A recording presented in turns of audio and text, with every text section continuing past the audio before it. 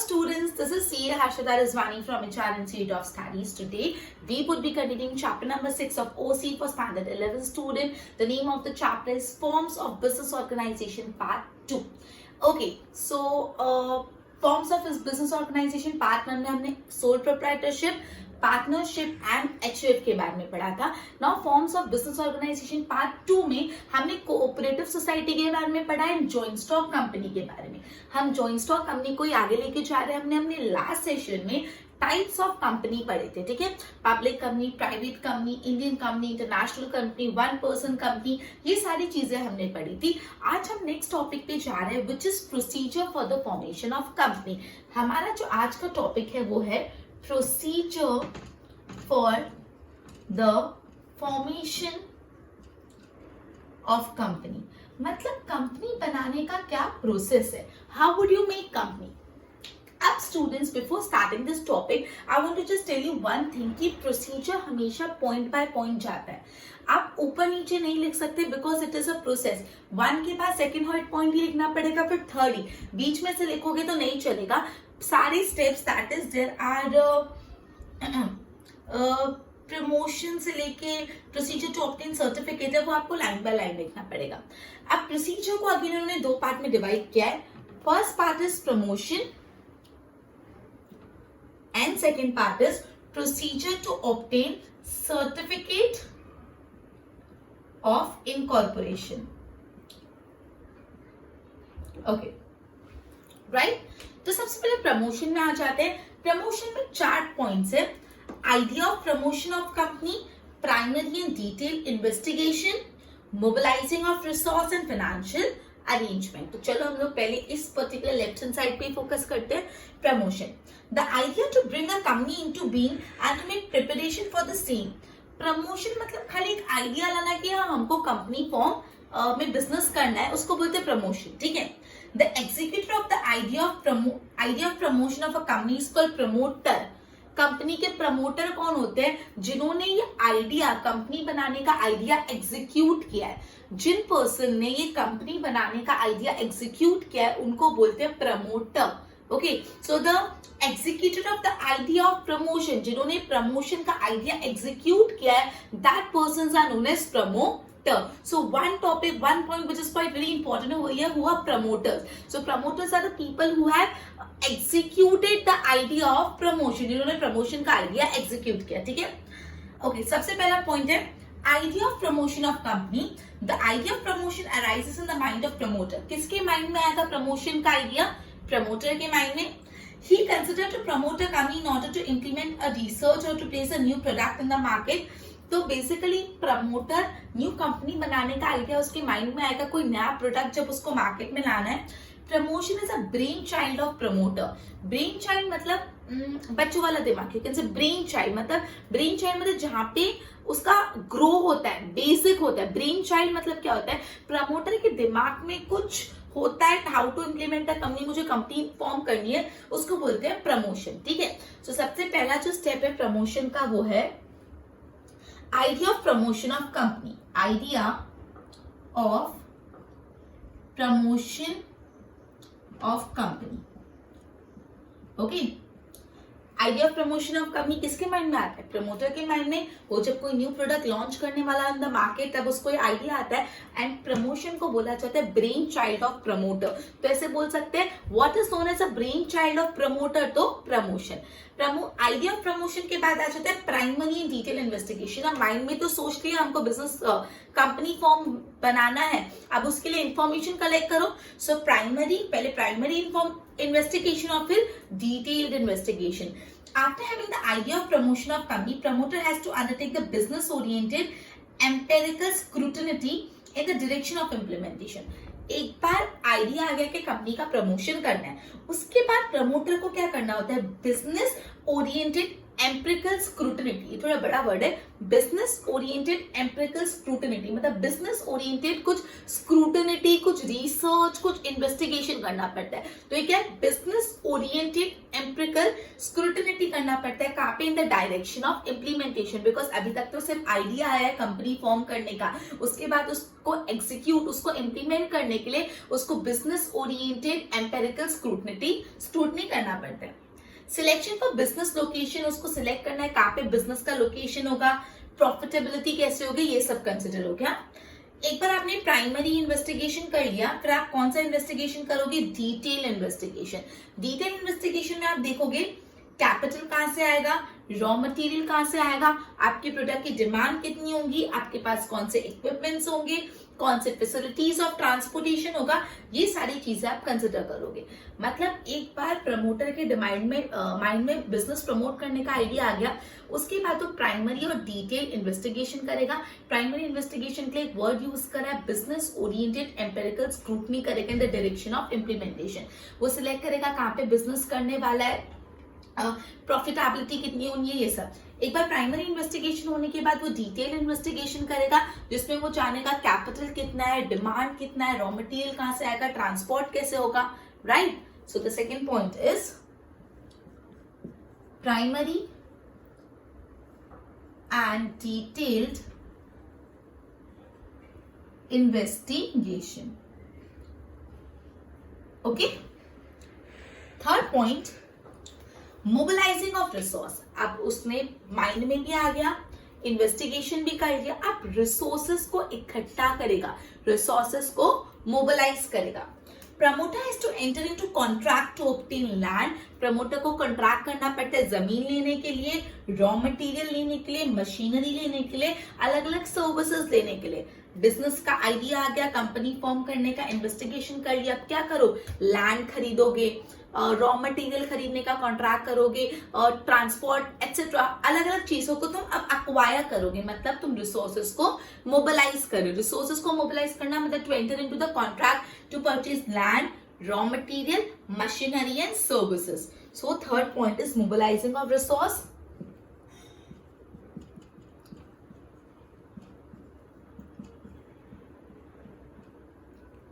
Okay, now fourth point, जो last point है इधर का, फाइनेंशियल अरेंजमेंट। आइडिया आ गया, इंफॉर्मेशन ले ली, रिसोर्स मोबिलाइज कर लिया, फाइनली पैसा निकालो, ठीक है। Financial arrangement, it is to be considered from where and how to procure capital.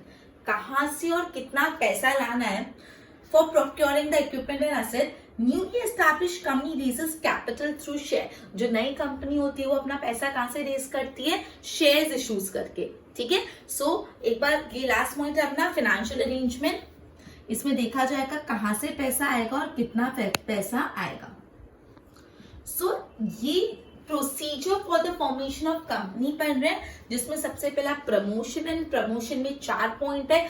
एक बार थोड़ा इवैल्यूएट करते, सबसे पहले आइडिया आया प्रमोट करने का, फिर इन्वेस्टिगेशन किया, रिसोर्सेज मोबिलाइज कर लिए, पैसा, फाइनेंशियल अरेंजमेंट। मतलब idea for the promotion of company, primary and detail investigation, mobilisation of resources, and last में फाइनेंशियल अरेंजमेंट। इसके बाद आ जाते हैं हम सर्टिफिकेट ऑफ इनकॉर्पोरेशन के पॉइंट पे। इसके अंदर अगेन 6 पॉइंट्स है। Procedure for obtaining the certificate of incorporation के अंदर अगेन 6 पॉइंट है, ठीक है। फर्स्ट पॉइंट, आपने वर्ड काफी बार सुना होगा चैप्टर में, MOA. MOA that is memorandum of association. मैंने आपको बताया था प्रीवियस वीडियोस अगर आपने सुनी हो हमारी, तो एमओए मतलब मेमोरेंडम ऑफ एसोसिएशन एक डॉक्यूमेंट होता है, एक कंपनी का डॉक्यूमेंट होता है। मैंने एमओए और एओए ये दोनों वर्ड काफी बार यूज किए। एमओए वन मोर टाइम, इसका फुल फॉर्म बोले मेमोरेंडम ऑफ एसोसिएशन। तो देखते हैं, it is a basic document and the constitution of a company. जैसे अपने इंडिया का कॉन्स्टिट्यूशन होता है ना, वैसे कंपनी का कॉन्स्टिट्यूशन होता है एमओए, मेमोरेंडम ऑफ एसोसिएशन। जो मेमोरेंडम ऑफ एसोसिएशन है वो सबसे बेसिक डॉक्यूमेंट होता है, वो कंपनी का कॉन्स्टिट्यूशन माना जाता है। Okay, on which the building of a company is constructed, मतलब बोला है पूरी कंपनी है ना कि बिल्डिंग एमओए पे ही होती है, मतलब memorandum of association. New provision of following clauses are mentioned in MOA. अब मेमोरेंडम ऑफ एसोसिएशन में अगेन कौन कौन से क्लॉजेस है वो अलग। तो देखो, ये जो मेमोरेंडम ऑफ एसोसिएशन, इसको इन शॉर्ट बोला गया ये कंपनी का कॉन्स्टिट्यूशन है। ये बहुत ही इंपॉर्टेंट डॉक्यूमेंट होता है। अब इसके अंदर कितने क्लॉजेस होते हैं, 8 तक क्लॉजेस है। सबसे पहला क्लॉज होता है नेम क्लॉज, नेम क्लॉज मतलब क्या होता है? नाम, नेम।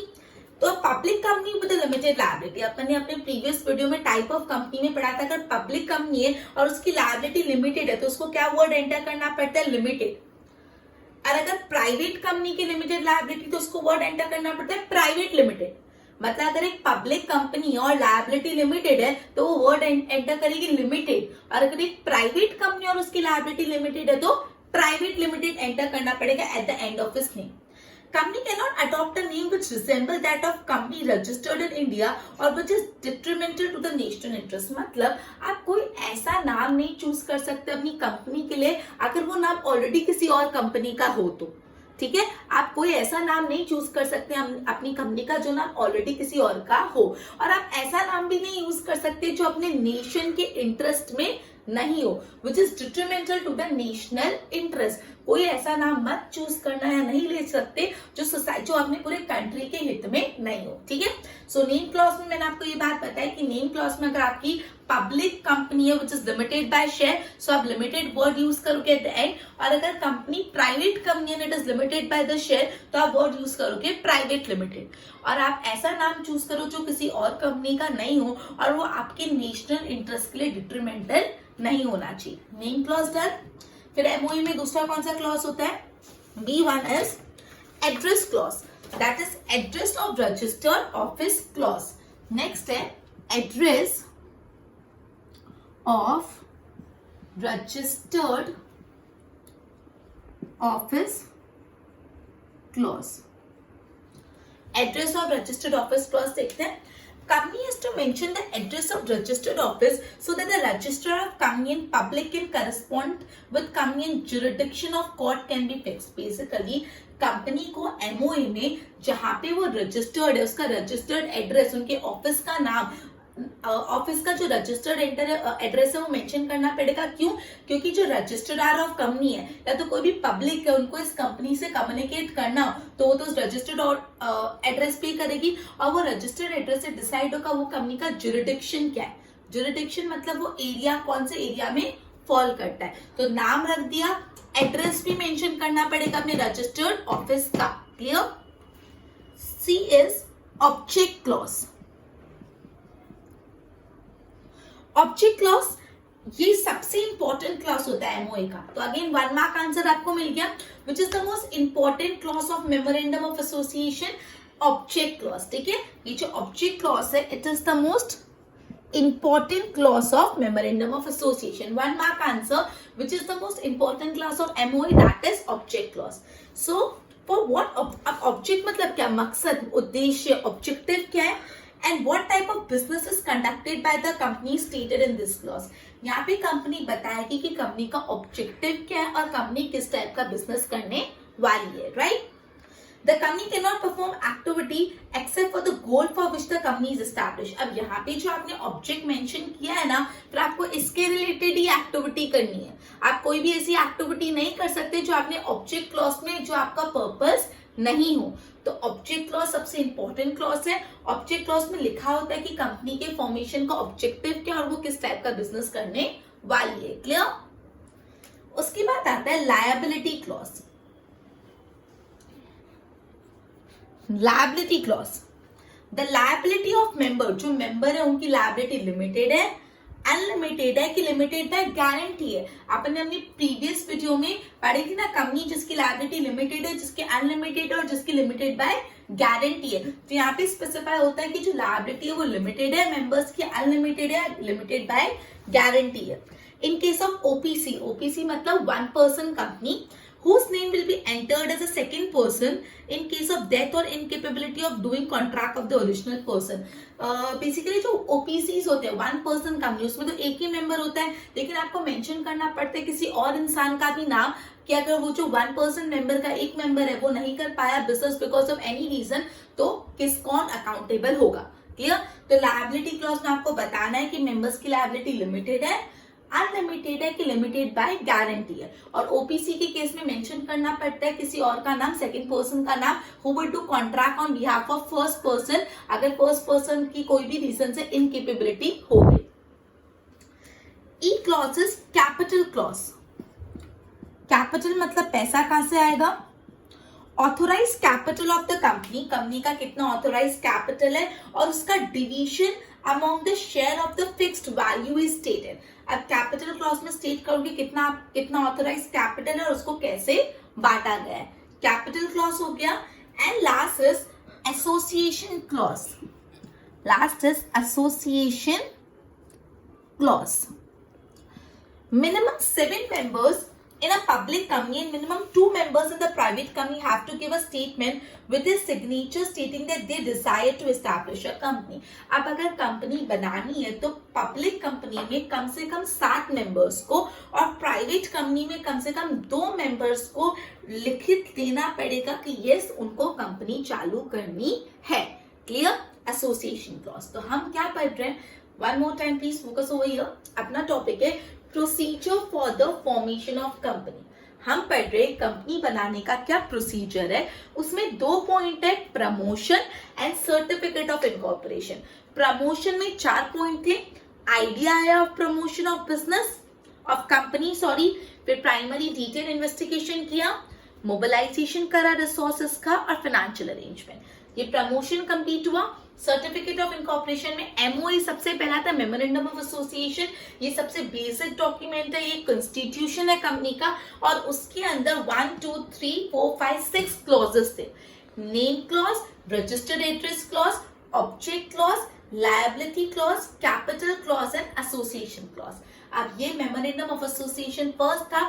सेकेंड वाला है AOA, article of association. So because of limitation of space मैं ये प्रमोशन वाला पार्ट रब कर रही हूँ बिकॉज ऑलरेडी मैंने आपको एक्सप्लेन कर दिया। एक बार देख लो if you want to just note it down. चलो I am rubbing this side of the board, left hand side. Okay, 1 के बाद यहाँ पे 2 आता है, एओए। एओए मतलब article of association. It is a document determining the rules of internal administration of the company. MOE सबसे basic document था जो कॉन्स्टिट्यूशन होता है कंपनी का, लेकिन एओ में rules of internal administration, company का जो अंदर का एडमिनिस्ट्रेशन कैसे होगा उसके बारे में आर्टिकल ऑफ एसोसिएशन में लिखा जाता है। Rules for administration of company are mentioned within the boundary of memorandum. In short, article of association में लिखा होता है कि कंपनी का internal administration कैसे होगा, लेकिन MOA की बाउंड्री के अंदर, MOA के खिलाफ नहीं जा सकते। It include right of member, member के क्या राइट है, शेयर इंस्टॉलमेंट कितना रहेगा, शेयर forfeiture कैसे करेंगे, बोर्ड ऑफ डायरेक्टर के क्या पावर है। मतलब आर्टिकल ऑफ एसोसिएशन में मेंशन होता है कि कंपनी का इंटरनल एडमिनिस्ट्रेशन कैसे करना है। इसमें मेंशन होता है कितने जो मेंबर्स है उनका क्या राइट होगा, शेयर इंस्टॉलमेंट कैसा होगा, शेयर फोरफीचर कैसा होगा, बोर्ड ऑफ डायरेक्टर के पावर क्या होंगे। Both the document MOA and AO are public document after their registration. अभी जो मेमोरेंडम ऑफ एसोसिएशन पढ़ा और ये जो आर्टिकल ऑफ एसोसिएशन, ये दोनों पब्लिक डॉक्यूमेंट है। पब्लिक डॉक्यूमेंट मतलब लोग इसको देख सकते हैं, जो लोग है वो MOA और AO को देख सकते हैं एक बार आपने रजिस्टर करवा दिया। सो अगर आपसे कोई पूछे कि MOA और AO दोनों पब्लिक डॉक्यूमेंट है तो यस, या तो आपसे पूछे which are the 2 public documents of a company, that is MOA and AOA. MOA में कितने क्लॉज होते हैं, AOA is all about the internal administration. Clear? Third is list of director. Okay. The list of person who are already to work as a director is to be registered before registrar of company along with their name, address, age, business, nationality. अभी जो भी company के directors है उनकी पूरी list बनाओ, उनका नाम, उनका एड्रेस, उनका डेट ऑफ बर्थ, उनका एज, उनका बिजनेस, उनकी नेशनैलिटी, पूरी लिस्ट बनाओ और रजिस्ट्रार को देखे आओ। ठीक है। Minimum 1 person must be female director in the board of director. ये कंपल्सरी है कि कोई भी कंपनी के बोर्ड ऑफ डायरेक्टर में कम से कम एक फीमेल मेंबर, एक फीमेल डायरेक्टर होनी ही चाहिए। क्लियर? तो अगर आप अगेन आपसे पूछे कि is it compulsory to have a female director in the board of director, at least 1 female director, so the answer is yes, एक फीमेल डायरेक्टर होनी चाहिए। So next is list of directors. 4th point is written consent of director. जिस भी person का नाम directors की list में है उनको रिटन कॉन्सेंट देना पड़ेगा, yes they are ready to become director. जो भी ये जो डायरेक्टर्स की लिस्ट वाले में जिस जिसका नाम है उन सबको लिखित में कॉन्सेंट देना पड़ेगा, यस हम डायरेक्टर बनने के लिए तैयार है। तो written consent of director. Next is written consent of director. Fifth point, declaration of interest in other company. अब अगर say for example कोई भी डायरेक्टर, मैनेजर, सेक्रेटरी, सब्सक्राइबर, कोई भी इंसान कंपनी का अगर उसका कोई दूसरी कंपनी में भी इंटरेस्ट है तो उसको एक स्टेटमेंट फाइल करना पड़ेगा कि हाँ मैं सो एंड सो कंपनी में भी इंटरेस्ट होल्ड करता हूँ. ओके, कंपनी का डायरेक्टर हो गया, कंपनी का मेंबर हो गया, एनी पर्सन अगर उसका कोई दूसरी कंपनी में भी इंटरेस्ट है तो उसको स्पेशल मेंशन करना पड़ेगा स्टेटमेंट देके कि उसका दूसरी कंपनी में इंटरेस्ट है. Okay, so the next is statement, declaration of interest in other company. Declaration of statement in other company. Sixth point, statement of fulfillment of the provision of law. The statement in prescribed form is to be registered before the registrar, stating that all the legal provision have been fulfilled for the incorporation of company. Last में आप एक statement दे दो registrar को कि जितने भी legal formalities थी, I mean जितना भी law था सारा follow करा और फिर ही हमने कंपनी को incorporate किया. उनको एक आश्वासन दे दो in the form of a statement. तो statement of fulfillment of provision of law. Statement of fulfillment of the provision of law. Clear? Okay.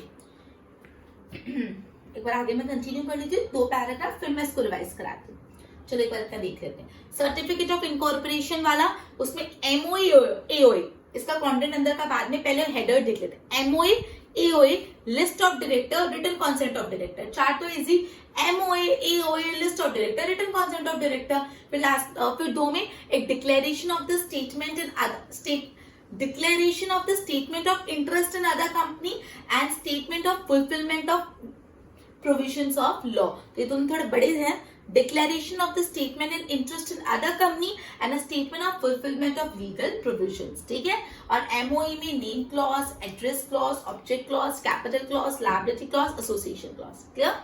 So आगे देख लेते हैं. Necessary registration fees are to be paid along with the above document. ये सारे document देने के साथ साथ कुछ फीस भी देनी पड़ती है कंपनी को रजिस्टर करने के लिए. After scrutiny of above document, registrar of company records in the books of company the document are found satisfactory. Registrar will issue the certificate of incorporation. अगर रजिस्ट्रार ने सारे डॉक्यूमेंट्स देखकर उसको लगा सारे डॉक्यूमेंट सही, तो वो क्या दे देगा अपन को? Certificate of incorporation. So congratulation, company incorporate हो चुकी है. अगर ये सारी चीजें परफेक्ट हैं तो रजिस्ट्रार आपको एक सर्टिफिकेट ऑफ इनकॉर्पोरेशन दे देगा. ठीक है. The date which is stated in the certificate of incorporation is the date of commencement of company. Certificate of incorporation में डेट लिखी होगी, वो डेट मानी जाती है कंपनी का date of it is considered as the date of commencement of company. उस दिन से कंपनी चालू हुई. तो जो भी डेट आपके सर्टिफिकेट ऑफ इनकॉर्पोरेशन में मेंशन होती ना, वो होती है date of commencement of business. तो पूछिए कि कौन से डॉक्यूमेंट में जो डेट लिखी हुई होती है वो date of commencement of company होता है, तो सर्टिफिकेट ऑफ इनकॉर्पोरेशन पे. ठीक है. अब सर्टिफिकेट ऑफ इनकॉर्पोरेशन के साथ साथ आपको रजिस्ट्रार एक सिन देगा. सिन, CIN. सिन मतलब कॉर्पोरेट आइडेंटिफिकेशन नंबर. सिन मतलब क्या होता है? C stand for corporate, I stand for identification and N stands for number. तो SIN is corporate identification number. Certificate of incorporation के साथ आपको एक SIN मिलेगा, corporate identification number, which became identity of company. Company has to preserve original document and statement. Okay. Private company can start the business after completion of this process, while public company can allot the shares after fulfilling the condition of minimum subscription through issue of prospectus. Private company ने ये सारा procedure कर लिया, फिर company business start कर सकती है, लेकिन पब्लिक कंपनी जो होती है उनको पूरा मिनिमम सब्सक्रिप्शन का पॉइंट फॉलो करना पड़ता है. ठीक है. So this was all about procedure for the formation of company. एक जो अपना उसमें से फर्स्ट पार्ट था वो प्रमोशन था और दूसरा था सर्टिफिकेट ऑफ इनकॉर्पोरेशन. प्रमोशन में क्या था? Idea of promotion of business, primary and detail investigation, mobilising of resources, financial arrangement. और सर्टिफिकेट ऑफ इनकॉर्पोरेशन में MOA, AOA, list of director, written consent of director, declaration of the statement of interest in other company and statement of fulfillment of all legal provisions. ठीक है? Okay, एक बार go through करो. Okay, अपना next topic is difference between, तीन difference between है partnership और company का difference, private company public company का difference and cooperative and company का डिफरेंस. तो सबसे पहले अपन स्टार्ट करते हैं पार्टनरशिप फर्म और कंपनी में क्या फर्क है. Partnership and company. Okay, so there are 11 points. Let us start with first number, establishment process. सबसे पहला जो फर्क है, it is all about establishment process. मतलब कंपनी को बनाना और पार्टनरशिप को बनाने में फर्क है. अब देखो, जो पार्टनरशिप फर्म का एस्टैब्लिशमेंट प्रोसेस है वो ऑब्वियसली इजी है, वॉलंटरी रजिस्ट्रेशन है. पार्टनरशिप फर्म को अगर आपने रजिस्टर करा तो उसका कोई सेपरेट लीगल एग्जिस्टेंस नहीं होता. मतलब पार्टनरशिप फर्म को रजिस्टर करना इजी है एंड रजिस्ट्रेशन भी वॉलंटरी है, कंपल्सरी रजिस्ट्रेशन नहीं है. और रजिस्ट्रेशन के बाद भी पार्टनरशिप का कोई सेपरेट लीगल आइडेंटिटी नहीं होता. लेकिन कंपनी को रजिस्टर करना बहुत लेंथी है, बहुत ही ज्यादा कॉम्प्लिकेटेड है. और अगेन रजिस्ट्रेशन कंपल्सरी है एंड रजिस्ट्रेशन करने के बाद कंपनी का सेपरेट लीगल आइडेंटिटी हो जाता है. मतलब पार्टनरशिप को रजिस्टर करना इजी है, वॉलंटरी है, करो तो करो, नहीं करो तो नहीं करो. एंड उसके बाद रजिस्टर करा तो इसका कोई सेपरेट लीगल एक्सिस्टेंस भी नहीं होता. लेकिन कंपनी को रजिस्टर करना ऑब्वियसली लेंथी एंड कॉम्प्लिकेटेड है, रजिस्ट्रेशन कंपल्सरी है और रजिस्ट्रेशन करने के पास उसका सेपरेट लीगल एक्सिस्टेंस हो जाता है. सेकेंड डिफरेंस है number of member. Number of member, तो पार्टनरशिप फर्म में मिनिमम 2 लोग और मैक्सिमम 10 लोग इन शॉप और banking business and 20 in other business. मतलब पार्टनरशिप में मिनिमम 2 लोग होते हैं, मैक्सिमम 10 होते हैं अगर आपका बैंकिंग बिजनेस है और 20 होते हैं अदर बिजनेस. पार्टनरशिप फर्म में मिनिमम 2 लोग होते हैं, मैक्सिमम 10 होते हैं इन case of banking business and 20 होते हैं इन केस ऑफ अदर बिजनेस. और कंपनी फर्म में मिनिमम 7 लोग होते हैं and sorry just a minute, अगर आपकी कंपनी पब्लिक कंपनी है तो मिनिमम 7 और मैक्सिमम अनलिमिटेड. और अगर आपकी प्राइवेट कंपनी है तो मिनिमम 2 और मैक्सिमम 20. क्लियर. अब नंबर ऑफ मेंबर का क्या है, पार्टनरशिप फर्म में मिनिमम 2 मेंबर, 10 मेंबर मैक्सिमम अगर आपका बैंकिंग बिजनेस है एंड 20 मेंबर अगर आपका अदर बिजनेस है. और कंपनी फर्म में पब्लिक कंपनी है तो मिनिमम 7 लोग, मैक्सिमम अनलिमिटेड. प्राइवेट कंपनी है तो minimum 2, maximum 20. Okay, capital. Next point is can procure less capital. यहाँ पे कम कैपिटल प्रोक्योर कर पाते हैं, यहाँ पे ज्यादा कैपिटल प्रोक्योर कर पाते हैं बाय इशूइंग शेयर. पब्लिक में शेयर इशू करते, लोग खरीदते, पैसा ज्यादा आ पाता है, यहाँ पे पैसा कम होता है, मतलब कैपिटल कम प्रोक्योर कर पाते हैं. तो less capital more capital, simple. Next is transfer of part of interest. Next is transfer of part of interest. Partner can not transfer his part और interest without consent of all partner. Suppose 4 partner में से एक partner को आज मन हो रहा है कि उसको पार्टनरशिप नहीं कंटिन्यू करनी और वो अपना पार्ट ऑफ इंटरेस्ट किसी और को दे दे, तो क्या वो अपनी मर्जी से ऐसे दे सकता है? नहीं. उसको इस चीज के लिए सारे पार्टनर की रजामंदी चाहिए होती है, सहमति चाहिए होती है, कॉन्सेंट चाहिए होता है. जब सारे पार्टनर बोले हाँ तू अपना पार्ट ऑफ इंटरेस्ट ट्रांसफर कर सकते हैं तो ही वो कर सकते हैं. लेकिन कंपनी फॉर्म में मेंबर्स बहुत इजीली अपना पार्ट ऑफ इंटरेस्ट ट्रांसफर कर सकते हैं. कैसे? शेयर ट्रांसफर करके. अगर आपने कोई कंपनी का शेयर बेच दिया मतलब आपने अपना part of interest easily transfer कर लिया.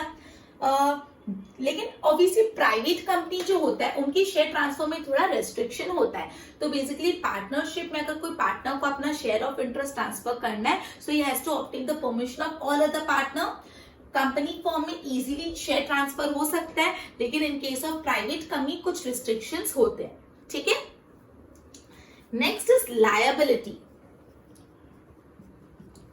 पार्टनरशिप फॉर्म में लायबिलिटी अनलिमिटेड होती है, मतलब पार्टनर्स को अगर पार्टनरशिप फर्म कोई डेट पे नहीं कर पा रही तो पार्टनर्स को अपनी पर्सनल प्रॉपर्टी बेच के भी लायबिलिटी पे ऑफ करनी पड़ती है। लेकिन कंपनी फॉर्म में partnership share holder are not personally liable for the date of the company by limited liability. Company में क्या होता है, लायबिलिटी लिमिटेड होती है, मतलब जितना उनका शेयर का वैल्यू होता है उधर तक ही वो लायबल होते हैं। तो ये अपने 1 2 and 3 5 पॉइंट कर, एक बार इसको रिवाइज करते हैं, ये रैप करती हूँ, आगे बढ़ते हैं। अपन किसका डिफरेंस पढ़ रहे हैं, पार्टनरशिप एंड कंपनी। तो सबसे पहले एस्टैब्लिशमेंट प्रोसेस इसका इजी है, पार्टनरशिप का रजिस्ट्रेशन वॉलंटरी है और रजिस्ट्रेशन के बाद सेपरेट लीगल आइडेंटिटी भी उसकी नहीं होती। लेकिन कंपनी फॉर्म में लेंदी प्रोसेस है, कॉम्प्लिकेटेड है, बहुत सारे लीगल फॉर्मेलिटीज इन्वॉल्व होते हैं और बेसिकली एक बार रजिस्ट्रेशन हो गया तो सेपरेट लीगल एक्सिस्टेंस हो जाता है। Number of member 2 10 20, 7 unlimited 2 20। Okay, capital come procure कर पाते हैं, कैपिटल ज्यादा प्रोक्योर कर पाते हैं, अपना share part of interest transfer easily नहीं कर पाते, यहाँ पे कर पाते हैं। लायबिलिटी अनलिमिटेड होती है, लायबिलिटी लिमिटेड होती है। सिंपल, आगे बढ़े, चलो।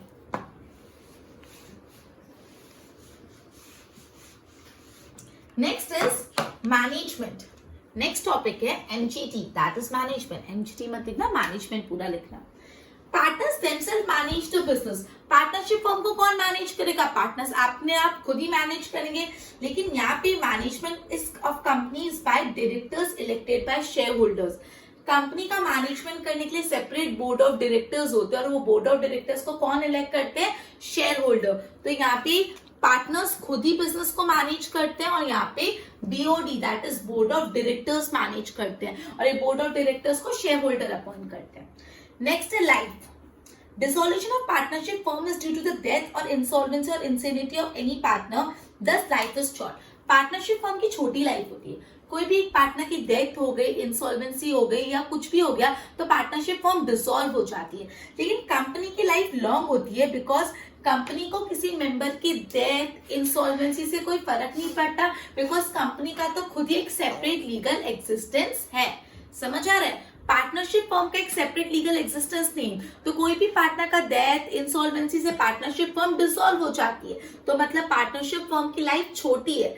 लेकिन जो कंपनी फॉर्म है उसका सेपरेट लीगल एग्जिस्टेंस है, दैट इज कि अगर कुछ भी हो जाए, कोई भी पार्टनर का मेंबर का डेथ इंसॉल्वेंसी कंपनी की लाइफ को इफेक्ट नहीं करता, तो इसकी लाइफ लॉन्ग है। लाइफ पार्टनरशिप फर्म की शॉर्ट, इसकी लॉन्ग। नेक्स्ट है maintenance of secret. Secrecy of business can be maintain, मतलब पार्टनरशिप फर्म में कम लोग होते तो बिजनेस सीक्रेट मेंटेन हो पाते और यहाँ पे बिजनेस सीक्रेट मेंटेन नहीं हो पाते। सो मेंटेनेंस ऑफ सीक्रेसी हो पाता है, नहीं हो पाता।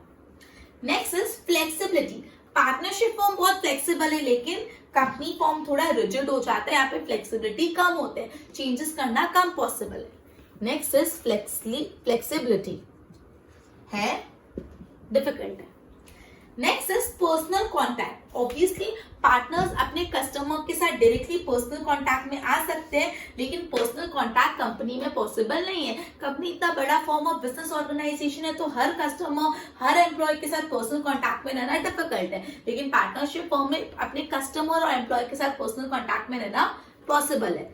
सो पीसी पर्सनल कॉन्ट्रैक्ट है, नहीं है। Winding up. End of partnership can be as per the contract or the circumstances determined by law or at will of partner. अगर पूरी पार्टनरशिप फर्म को वाइंड अप करना है तो या तो वो बाय कॉन्ट्रैक्ट होगा, बाय सर्कमस्टांसेस, या तो बाय लॉ, या तो अपने पार्टनर्स अपनी मर्जी से भी कर सकते हैं। लेकिन कंपनी का वाइंडिंग अप लॉ के थ्रू ही होता है। कंपनी का वाइंडिंग अप कैसे होगा, लॉ के थ्रू। यहाँ पे कॉन्ट्रैक्ट के थ्रू, लॉ के थ्रू या विलिंगली भी वाइंडिंग अप हो सकता है। Last is winding up. Okay, so अभी और अपने 1 2 3 4 5 6 7 पॉइंट और पढ़े। मैनेजमेंट कौन करता है पार्टनरशिप फर्म का, पार्टनर्स हिमसेल्फ। यहाँ पे board of directors. Life partnership firm की शॉर्ट है, कंपनी की लॉन्ग है। सीक्रेट्स मेंटेन करना पॉसिबल है पार्टनरशिप फर्म में, कंपनी में नहीं है। पार्टनरशिप फर्म में फ्लेक्सिबिलिटी होती है, कंपनी में नहीं होती। पर्सनल कॉन्ट्रैक्ट पार्टनरशिप फर्म में पॉसिबल है, यहाँ पे नहीं पॉसिबल। वाइंडिंग अप यहाँ पे थ्रू लॉ ही होता है, यहाँ पे थ्रू वेरियस प्रोसेसेस होता है। So this was difference between partnership and company. 11 point एक बार हेड पॉइंट रिवाइज करते हैं। सबसे पहले एस्टैब्लिशमेंट प्रोसेस, फिर नंबर ऑफ मेंबर्स, फिर कैपिटल, उसके बाद है transfer of the part of interest, then liability, then management, life, maintenance of secret, flexibility, personal contact, winding up. Clear?